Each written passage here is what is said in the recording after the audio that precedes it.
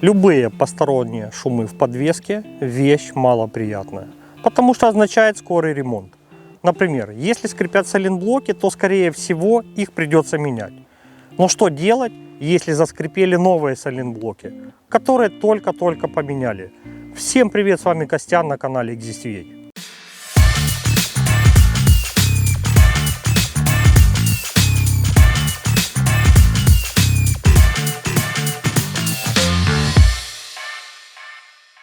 Чаще такой эффект появляется именно в холодную или влажную погоду, когда сайлентблоки дубеют или покрываются дорожной грязью. Но для начала нужно разобраться, что скрипят именно они. Для этого понадобится яма или эстакада и помощник.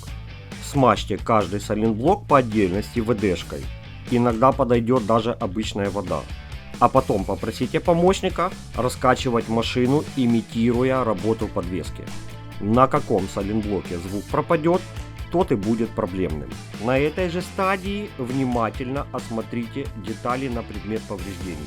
Если персонал на СТО, скажем так, не очень квалифицированный, то они могут установить сайлентблок со смещением, особенно если его нужно запрессовать, а посадочное место не было хорошо очищено. Такие сайлентблоки придется только менять.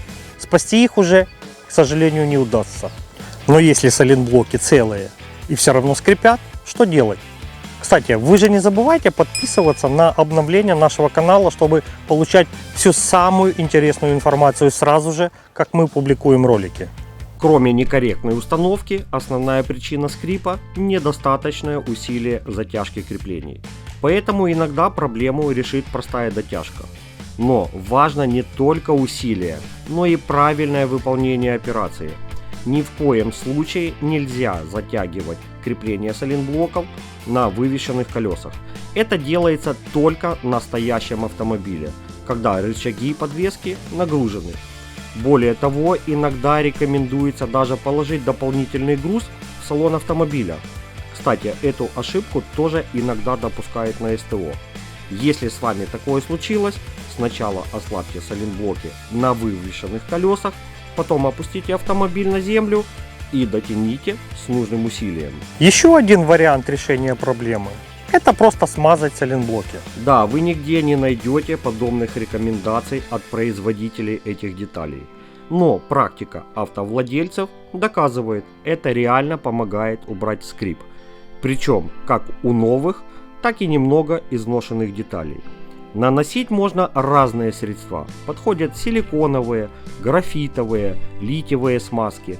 Если под рукой больше ничего нет, то сгодится даже моторное или трансмиссионное масло или тормозная жидкость. Некоторые умельцы даже готовят смесь из этих жидкостей. Смазывать чаще всего приходится шприцом. Только так можно достать до труднодоступного сайлентблока. Особо густые смазки придется подогреть или укоротить иглу. Ссылки на любые смазки в нашем ассортименте вы, как всегда, найдете в описании под этим видео. Сайлентблоки лучше подбирайте по ВИН-коду автомобиля или марке модели вашей машины. Если дотяжка и смазка вам не помогли, остается еще один вариант, хотя он и не для всех. Есть модели автомобилей с неудачными сайлентблоками. Например, это детали с дополнительными прорезями вместо цельнолитых. Такие есть, например, у Chevrolet Aveo T200, T250, 255. По задумке конструкторов, за счет прорезей они должны работать более мягко. Но на практике деталь забивается грязью и начинает скрипеть. Их меняет на цельнолитые от Ford Mondeo 2000 года выпуска. Похожая история с сайлентблоками и переднего рычага на Audi A3 8P.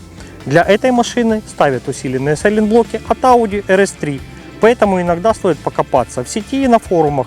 Вдруг у вас именно скрипят такие неудачные сайлентблоки, и другие владельцы уже нашли решение проблемы. Ну и последний совет. Часто причиной скрипа является просто низкое качество деталей. Все просто. Ни на одном форуме или блоге еще никто не жаловался на оригинальные сайлентблоки или детали премиум сегмента. Понимаю, что совет так себе, но если скрип вам все равно надоел и не исчезает уже после нескольких замен, то сгодится любой вариант, правда? Традиционно желаю, чтобы все мои советы вам не пригодились. На этом все. С вами был Костян. Всех обнял, приподнял.